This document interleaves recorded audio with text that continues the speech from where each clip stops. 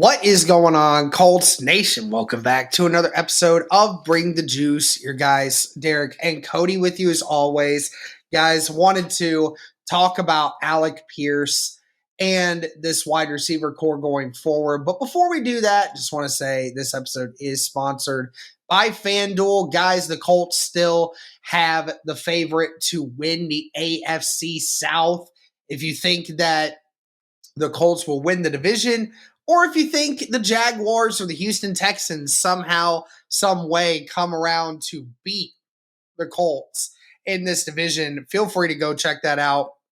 And shout out to FanDuel for sponsoring. So obviously, guys, we got the Kansas City Chiefs this week. The media was able to talk to some players today, mainly with Michael Pittman. And Michael Pittman took some time to answer some questions about Alec Pierce, who is scheduled to become a free agent after this season is over. And this is from Mike Chappell, said, always enjoy talking with Michael Pittman Jr. on Alec Pierce, who is leading the NFL again in yards per catch and is on pace for just shy of 1,000 yards this season. Michael Pittman said he's really opening up his game and showing people what he can do. If we don't sign him quick, I mean, the price just keeps going up and he's not going to slow down. So obviously, Cody, we heard they were asking about, we obviously saw Ryman got an extension during the offseason. People were wondering if Alec Pierce was going to be next. And by all reports, it sounded like Pierce's contract extension was not something that the Colts were high on priorities trying to get done. Well, it may seem like they need to start doing that soon, because Michael Pittman Jr. is right. If Alec Pierce continues to lead the NFL in yards per catch, it does seem like the price will only continue to go up. And I mean, honestly, Cody, outside of Daniel Jones, I think Alec Pierce is probably the number 2 guy to probably sign when we're talking about free agents for this team this year, no? I would say so, yeah. Alec Pierce has been a huge part of what you do offensively. He's a yard per catch leader in the NFL. He was that last year as well. So he does something extraordinarily well, right? And you got to go back to what Chris Ballard talks about when he talks about his own guys, right? Like guys that you bring in. He's a homegrown guy, right? He has a blue chip talent with what he does down the field. So I think this is absolutely a guy that you need to, bring long-term in. And obviously, Derek, Alec Pierce on pace for his best season as a Colt, and he's missed games this year. So that chemistry with Daniel Jones is another thing as well that you have to factor in there. So all that to say, Derek, Alec Pierce absolutely has to be a top priority to re-sign. And you're right. Like, why not re-sign him now? Get that figured out. Because there's still some other things you have to figure out as well, right? You mentioned Daniel Jones. You got to figure out what that looks like. You got to figure out what you're going to do about Nick Cross this offseason, and potentially some other guys as well. On top of that, do you want to add anybody else in free agency, right? So there's a ton of things you have to figure out this offseason. Why not get ahead of it and lock down Alec Pierce, right? And here's the deal, Derek. Derek, you could structure that however you want to, right? Like you could structure that. You could front load it because remember, if you're looking to 2026, Sauce Gardner's not getting paid a ton. It goes up by year, right? So if you maybe front load that contract and, pay Alec Pierce a little bit up front, that would potentially help you out long term. Or if you want to backload it and make some roster moves, now, and you can re-sign guys like Daniel Jones, re-sign guys like Nick Cross in the here and now, and maybe give them a little bit more money up front, right? You can do a lot with that contract, however you want to do it, right? So I think that's something that you have to make a priority, and you can structure that however you want to kind of fit your cap needs. And honestly, Derek, this might be the first time in the Chris Ballard era, the Colts are going to have to do some number crunching. They're going to have to figure out how to make this all work, right? Because Pierce is a big engine in this offense and what's made it go this year. And there's some other players as well that have helped this team have success. So Colts got to figure out how to manage that to the best of their ability this year. But Alec Pierce is certainly a guy that, when you look at this wide receiver room, I always ask the question, Derek, which player is the most and least replaceable on your offense? I think Alec Pierce is the least replaceable player in the wide receiver room. I do. I think just what he does down the field and his ability to change the game with one catch, it's invaluable for your offense, right? To have a player that you throw it up to him a couple times, and more than not, Derek, Alec Pierce, either one of two things happens. Either he comes down with that or he draws a PI, right? One of those two things typically happens, and more recently it's been Alec Pierce coming down with those catches, right? So that is so valuable to what your offense does, right? So I think Alec Pierce is an absolute blue chip type of guy with a blue chip trait that you can't afford to lose if you're the Indianapolis Colts, because every team is looking for that deep threat, but very few guys do what Alec Pierce has done, right? At his frame, at all of 6'3", 215 pounds, like he is just every part of what your offense needs, and somebody that frankly is going to strike fear in the heart of the defense.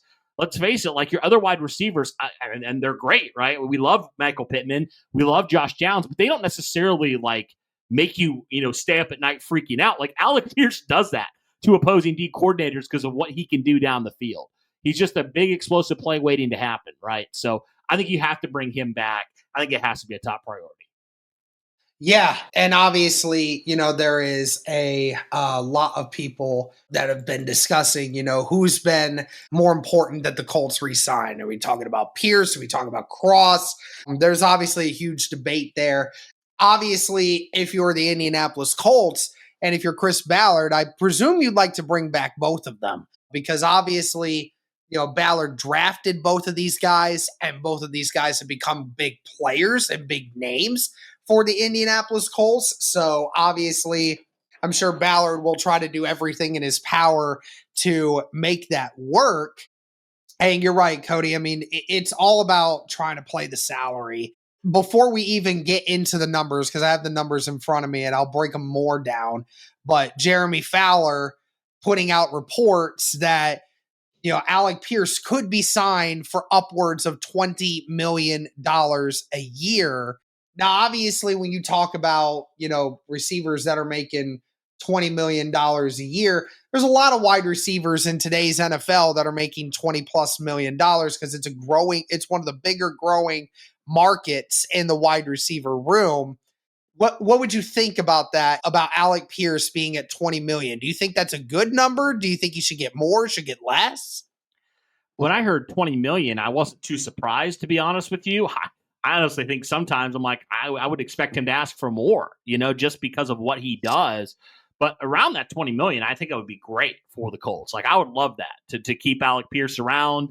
Like we said, to do what he does and do it so well, I think it's just so invaluable for your offense. So I think around that range, I'm perfectly fine with.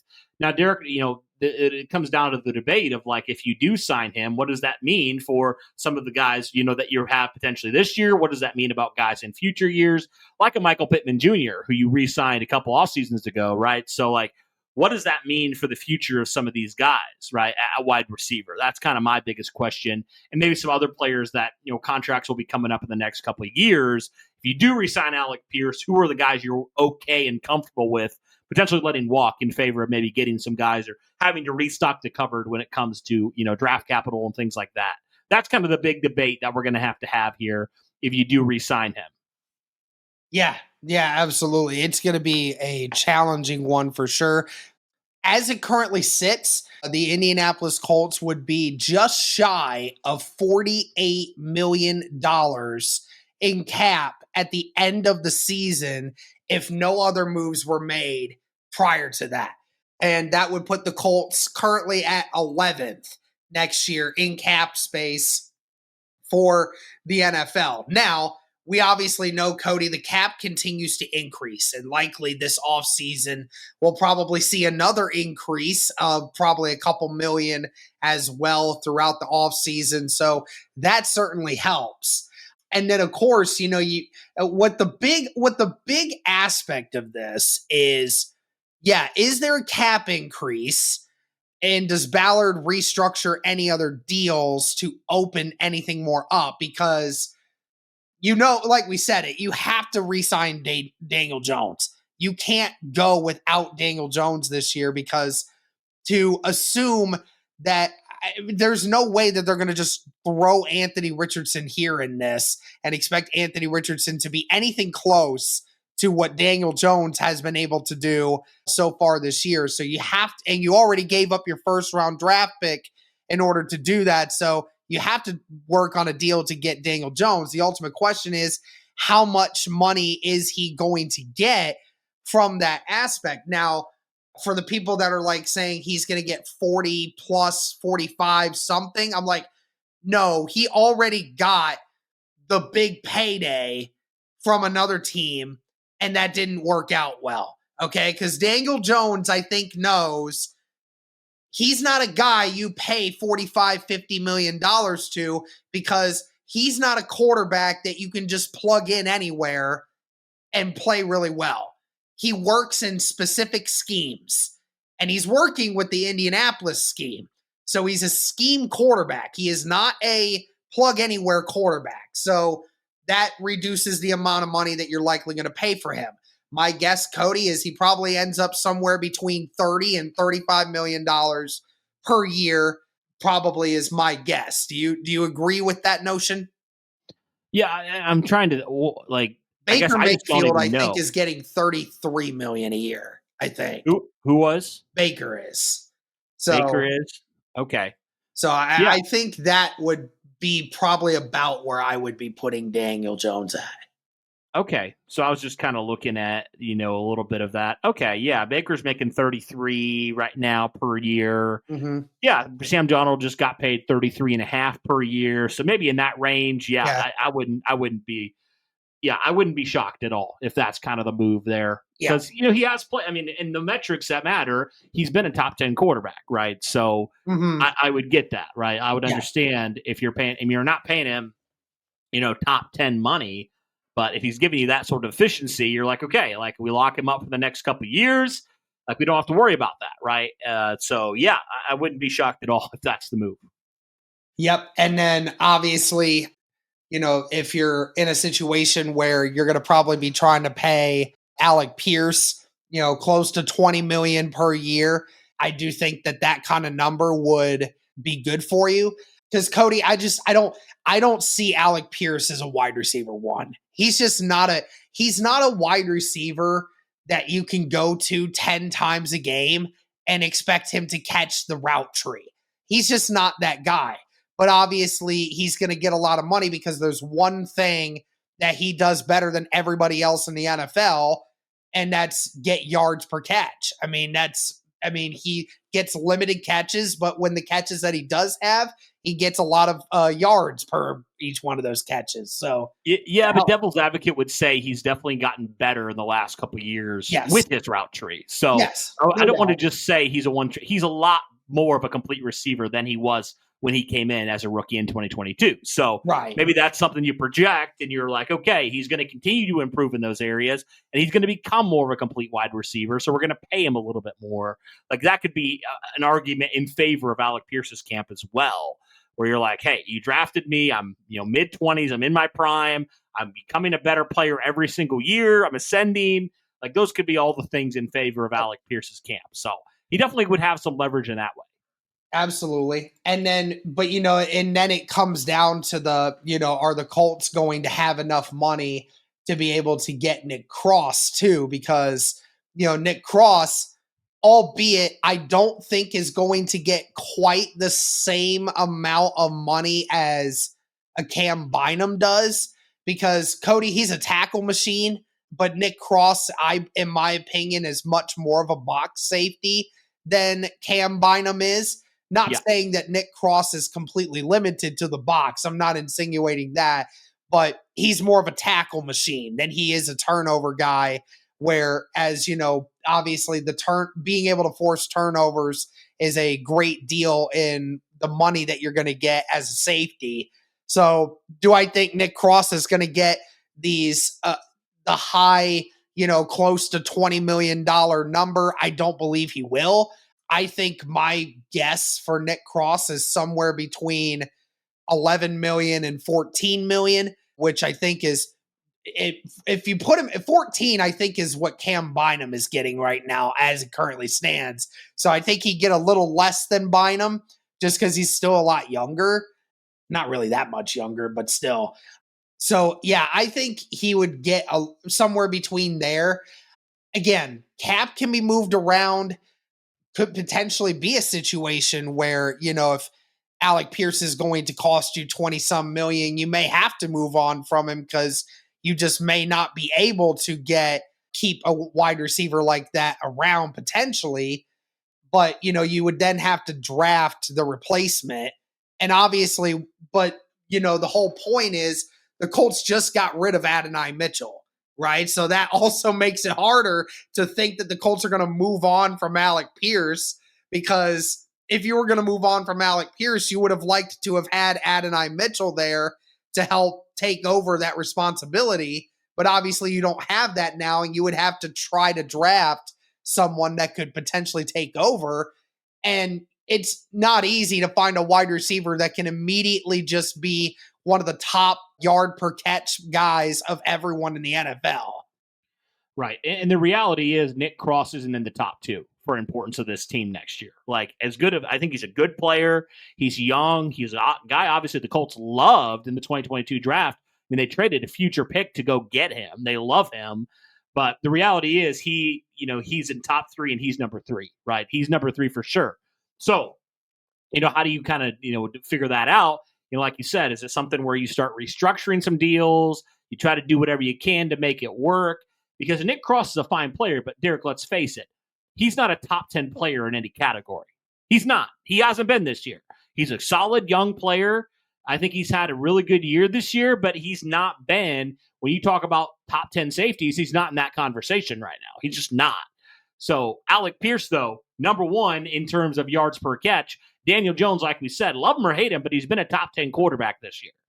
And those things you would think are a lot more important for the Colts in their priority list. Yeah. They should be right now. And of course, the Colts don't want to lose either any of them because obviously they're giant for, what the roles that they serve. And I know Ballard certainly wants to keep all of them. It's just a matter of who's going to be the one person that's greedy and not want to, want more money, right? That's going to be the big problem because, Ballard, Cody, we've always said this, Ballard has always rewarded his own for, sticking around. He obviously hasn't re-signed every single draft pick he's ever had, but, big time players that are willing to be within the number that Chris Ballard wants, he's willing to always re-sign them for a certain kind of number. So, I mean, that's one of the few things that Ballard I can commend is that Ballard always tries to take care of the players that he drafts that do some great things for this team.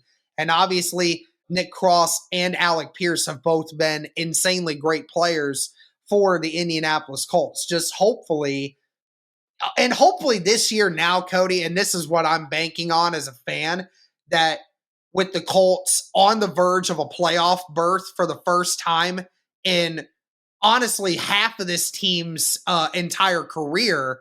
I mean, half this team has never even sniffed the playoffs before. And so this first time, and you're seeing like the Colts are going to potentially get a home playoff game. And, you're on the verge of that. If you have that sort of success, maybe some of these guys are willing to be like, I like what we're doing here, and I'm willing to take a little bit of a discount.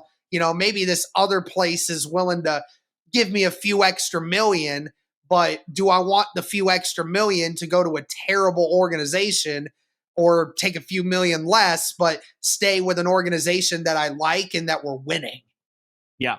No, that's very valid as well. So we'll just have to see how it plays out, man. But it certainly is fascinating when you kind of get down to it, because there's also some other players that aren't the top three that you could, have a conversation at the minimum about re-signing, right? Like Braden Smith as well is another guy that's going to be due for a contract extension. You look at even like Kwity Paye. I know he hasn't been fantastic, but former first round pick for you. Like, so there's some guys coming up in this upcoming free agency class that could warrant legitimate conversations for potentially bringing back or not, right? So there's a lot of opportunities that the Colts are going to have to make some decisions on, maybe some difficult decisions, and ultimately determine who are guys, Derek, that we can live without, that we can, replace, and who are the guys that we simply can't. And we have to keep around for this organization. That's what they have to figure out, right, moving forward. But it'll be interesting, man, to see kind of what the Colts end up doing. And, with this cap space right now, obviously people like to say cap's a myth, but sometimes it's a little bit difficult when you have a good class like the 2022 class where you have 3 guys legitimately that are going to be looking for long-term deals. Like, that's stuff that the Colts haven't always had under Chris Ballard, but they have with this class. Absolutely. Well, that's going to do it for this one, guys. Let us know your thoughts. Should the Colts be highly focused on getting Alec Pierce now versus in the offseason and all these other guys? But thank you guys again so much. Shout out to FanDuel for sponsoring. And as always, go Colts.